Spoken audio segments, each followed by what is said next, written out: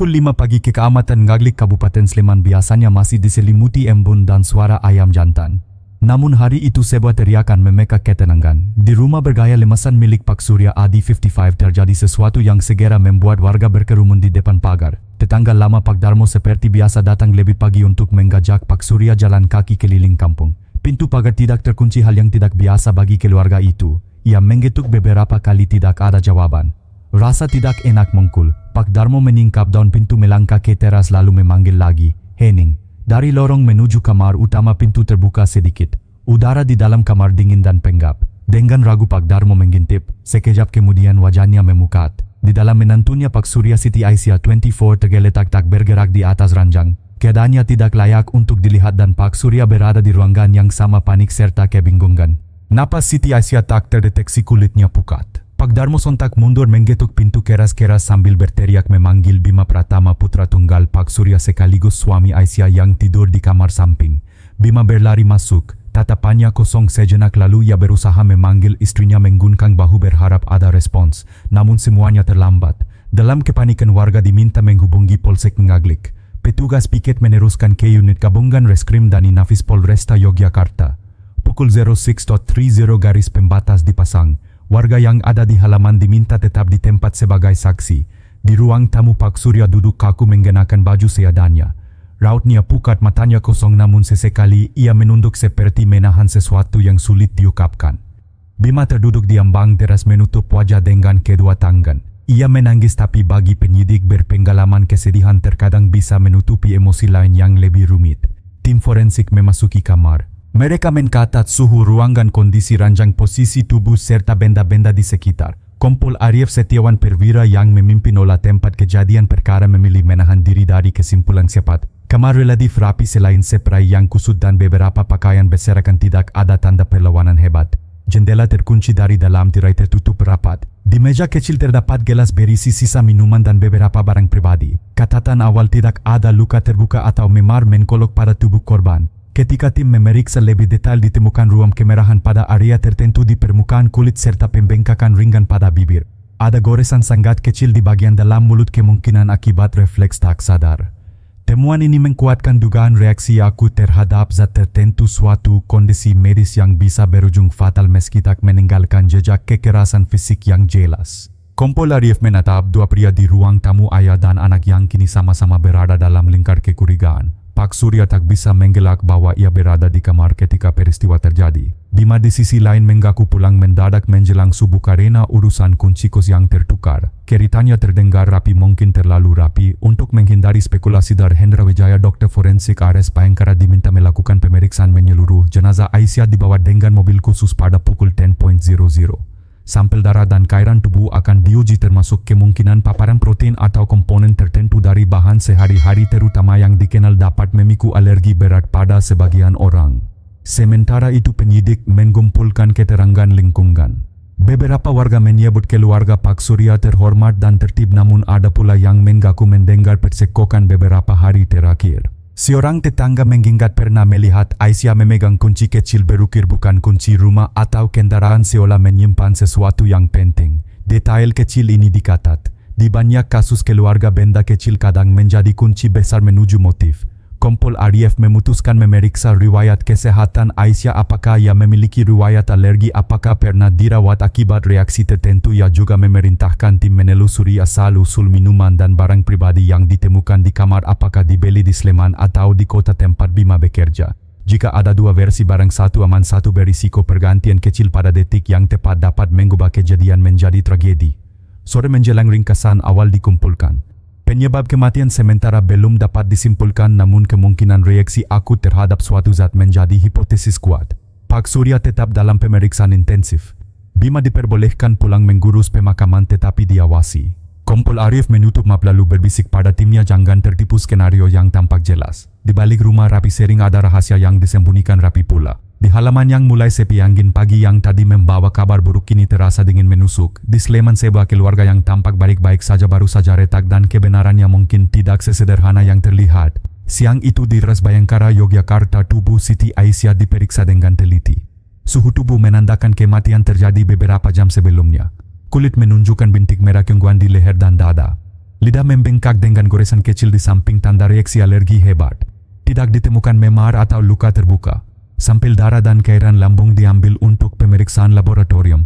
Hasil awal menunjukkan adanya protein alami yang berasal dari getah karet lateks dengan konsentrasi tinggi cukup untuk memicu syok anafilaksis. Di Polsek Ngaglik, foto TKP memperlihatkan gelas berisi sisa minuman merah gelap dan bungkus plastik kecil di bawah meja kamar. Barang-barang itu dicatat sebagai bukti. Keterangan warga mulai dikumpulkan. Beberapa menyebut keluarga Surya Adi tampak terhormat tetapi sering terdengar percekcokan. Ada yang pernah melihat Aisyah memegang kunci kecil berukir lalu menyembunyikannya terburu-buru. 3 titik fokus ditetapkan Surya Adi yang berada di kamar bersama korban Bima Pratama dengan alibi pulang mendadak karena kunci kos dan kunci misterius yang mungkin menyimpan rahasia keluarga. Laporan forensik memperkuat dugaan kematian akibat reaksi alergi. Zat pemicu bukan sesuatu yang kebetulan. Seseorang mengetahui kondisi korban dan sengaja memanfaatkannya. Lingkaran penyelidikan kini menyempit menggaraki rahasia yang lebih dalam di rumah keluarga Surya. Penyidik kembali ke rumah keluarga Surya Adi. Setiap ruangan diperiksa lebih detail. Di kamar utama selain pakaian berserakan tidak ditemukan tanda perlawanan. Namun di laci meja kecil tersimpan sebuah kunci logam berukir bentuknya kuno berbeda dengan kunci rumah atau kendaraan. Di lemari pakaian milik Bima dan Aisyah ditemukan 2 bungkus barang pribadi. 1 bungkus dengan label mengandung lateks sudah terbuka dan tersisa kosong. Bungkus kedua dari merek berbeda bertuliskan bebas lateks masih tersimpan rapi di bawah tumpukan kain. Perbedaan ini menimbulkan kecurigaan bahwa ada pertukaran sengaja sebelum malam kejadian. Di dapur tempat sampah menyimpan botol minuman anggur lokal setengah kosong. Cairan yang tersisa dikirim untuk pemeriksaan laboratorium. Keterangan tambahan dari tetangga memperkuat dugaan adanya rahasia keluarga. Beberapa kali terdengar suara perempuan tertawa di malam larut dari kamar Surya. Warga menduga suara itu milik Aisyah. Ada juga yang melihat Surya menyerahkan sesuatu kecil pada menantunya beberapa minggu sebelumnya mirip kunci berukir yang kini ditemukan. Lingkaran kecurigaan semakin sempit. Surya berada di kamar bersama korban saat kematian terjadi. Bima memiliki kemungkinan akses untuk menukar barang-barang pribadi dengan sengaja. Kunci misterius menjadi tanda adanya sesuatu yang disembunyikan, mungkin peti atau kotak peninggalan istrinya yang telah meninggal setahun lalu. Barang bukti dikumpulkan 2 bungkus berbeda botol minuman kunci berukir. Semua dimasukkan ke dalam tas bukti resmi. Rumah ditutup sementara untuk penggeledahan lanjutan. Di ruang terpisah Bima diperhatikan gerak-geriknya. Saat barang bukti diangkat keluar, ekspresinya menegang. Surya sebaliknya tampak pasrah duduk diam menunduk. Hasil forensik awal dan barang bukti fisik menunjukkan kematian Aisyah bukan kecelakaan. Ada perencanaan, ada pihak yang memahami kelemahannya dan ada rahasia keluarga yang dikunci rapat. Kasus tidak lagi sekadar tragedi rumah tangga melainkan permainan yang disusun dengan hati-hati. Tim penyidik kembali memfokuskan pencarian pada benda-benda yang mungkin berkaitan dengan kunci berukir. Di ruang penyimpanan belakang di balik tumpukan kain batik lama ditemukan sebuah kotak kayu kecil dengan gembok kuningan. Bentuk kuncinya sesuai dengan pola kunci yang telah disita. Kotak itu segera diamankan dan dibawa ke kantor untuk dibuka secara resmi. Penggeledahan dilanjutkan ke halaman belakang. Tanah di dekat sumur terlihat pernah digali ulang beberapa bulan lalu. Bagian itu ditandai untuk pemeriksaan lebih lanjut. Sementara itu hasil pemeriksaan botol minuman dari dapur menunjukkan adanya campuran alkohol dengan kadar tinggi. Tidak ditemukan racun tambahan tetapi cairan itu cukup kuat jika dikombinasikan dengan zat yang memicu alergi. Barang bukti dari kamar Bima semakin menambah tanda tanya. Dalam saku sebuah Yaskelia terdapat nota pembelian dari apotek di Yogyakarta yang mencatat transaksi produk pribadi non-latex. Tanggalnya hanya seminggu sebelum kejadian. Sisi lain rumah juga mengungkap catatan keuangan lama milik almarhumah Rini istri Surya. Beberapa halaman hilang meninggalkan bekas sobekan. Diduga ada seseorang yang sengaja mengambil bagian tertentu. Ketika kotak kayu akhirnya dibuka, isinya berupa surat-surat pribadi, foto keluarga lama dan sebuah buku catatan tipis. Tulisan di dalamnya berisi curahan hati Rini sebelum meninggal. Beberapa catatan menunjukkan ia merasa diawasi, takut ada orang dalam rumah yang menyembunyikan sesuatu darinya. Catatan paling akhir menyinggung tentang Aisyah. Rini menulis bahwa ia pernah melihat menantunya menerima sesuatu dari Surya tetapi tidak tahu apa isinya. Rini merasa akan ada perpecahan dalam keluarga. Beberapa minggu kemudian ia meninggal karena tenggelam dengan banyak kejanggalan. Semua informasi ini disatukan. Pola baru terbentuk, hubungan rumit antara ayah, anak dan menantu. Kunci berukir, kotak kayu dan catatan lama mengarah pada konflik yang sudah berlangsung lama. Penyidik menyimpulkan bahwa kematian Aisyah tidak bisa dilepaskan dari bayang-bayang kematian Rini setahun lalu. Kedua peristiwa itu terhubung oleh rahasia yang masih terkunci sebagian. Kotak tua hanyalah pintu pertama menuju misteri lebih besar. Penyidik memeriksa lebih detail buku catatan milik almarhumah Rini. Setiap halaman difoto dan disimpan sebagai arsip. Di beberapa catatan lama tercatat adanya kehilangan barang berharga keluarga termasuk buku tabungan dan perhiasan kecil. Rini menulis kecurigaannya terhadap seseorang di rumah tetapi tidak menyebut nama. Di laboratorium hasil pemeriksaan rakun memperkuat kesimpulan awal. Zat protein dari lateks ditemukan dalam konsentrasi tinggi di jaringan tubuh Aisyah. Kondisi ini sejalan dengan riwayat alergi berat. Kombinasi alkohol dari minuman mempercepat reaksi hingga fatal. Tim kembali membandingkan dua bungkus barang pribadi yang disita. Salah satunya berlabel non-lateks aman bagi penderita alergi sedangkan yang lain mengandung lateks. Perbedaan merek, lokasi pembelian dan waktu penyimpanan menunjukkan adanya pertukaran yang disengaja. Pemeriksaan silang dilakukan. Dari catatan apotek di Yogyakarta, pembeli tercatat dengan nama Bima Pratama.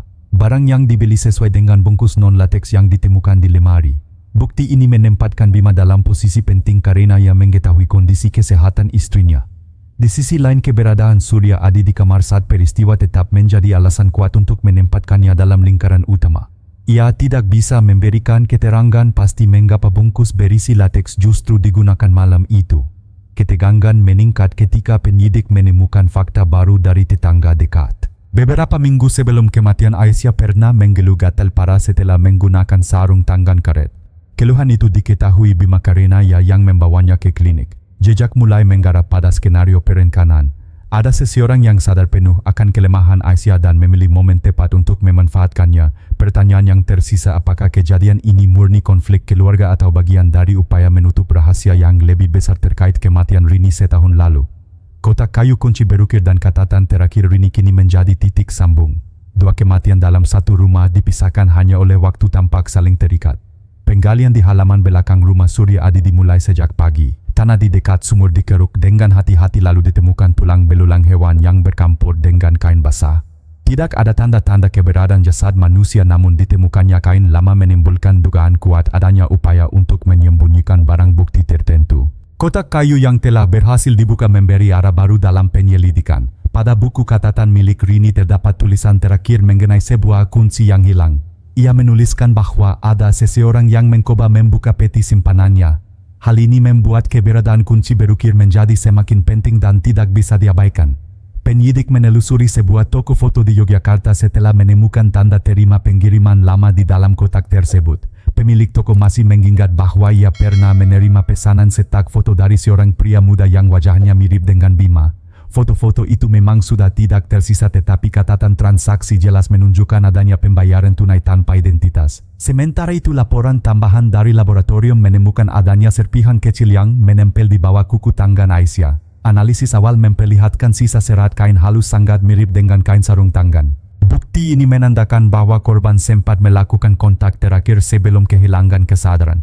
Arah penyidikan kemudian semakin menekan dua orang utama, Surya dan Bima. Surya tetap bungkam duduk diam tanpa memperlihatkan reaksi apapun. Sebaliknya, Bima terlihat menunjukkan ketegangan setiap kali mendengar nama apotek dan toko foto disebutkan. Kesimpulan sementara mulai disusun. Kematian Aisyah diyakini terjadi akibat paparan lateks yang disengaja. Barang pribadi non-lateks sebenarnya telah disediakan tetapi entah bagaimana diganti pada saat yang sangat kritis.